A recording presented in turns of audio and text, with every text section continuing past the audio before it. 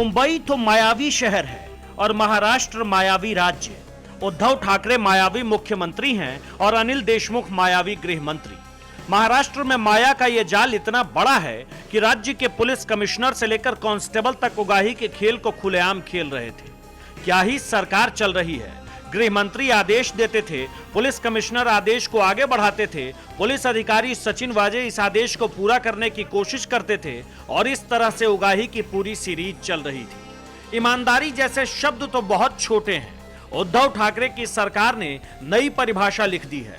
कहां गृह मंत्री, कहां पुलिस कमिश्नर और कहां पुलिस अधिकारी, लेकिन सबने मिलकर जो लिखा और रचा है उसी को कहते हैं केमिकल लोचा, जो जैसे जैसे फैलता जा रहा है उसी अंदाज में महाराष्ट्र में शासन और प्रशासन का काम भी फल फूल रहा था।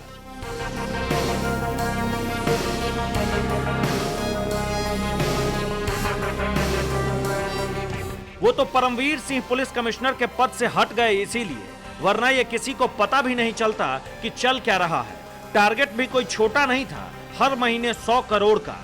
बाप रे बाप, ये सुनकर इस तंग अर्थव्यवस्था को तो जान आ गई होगी कि बताइए, जहां नौकरियां जा रही है, बिजनेस व्यापार की सांसें फूल रही है, सरकारी व्यवस्थाओं में पैसों की कमी हो रही है और मुंबई में पुलिस वाले उगाही से ही पैसों का पेड़ तैयार कर रहे हैं।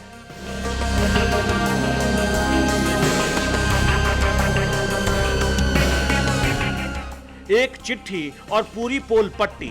चिट्ठी से ही पता चला कि महाराष्ट्र में क्या क्या चल रहा था। परमवीर सिंह जब तक पुलिस कमिश्नर के पद पर रहे बिल्कुल चुप रहे, लेकिन कुर्सी गई तो उनकी अंतरात्मा जाग गई और जागी तो सीधे सीएम ठाकरे से मुखातिब हो गए। अब कह रहे हैं कि सचिन वाजे को तो अपने घर बुलाते थे अनिल देशमुख, कहते थे पैसे उगाही करो, पैसे लेकर आओ, वो भी कोई 100-50 हजार नहीं, 100 करोड़ हर महीने के हिसाब से।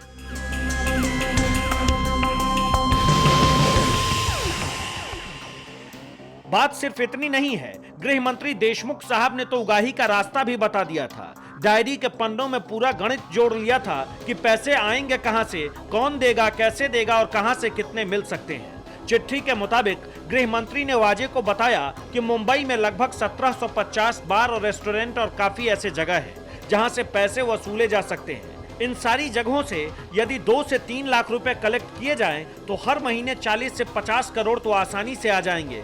बाकी के 50 करोड़ की व्यवस्था वाजे को खुद से करनी थी।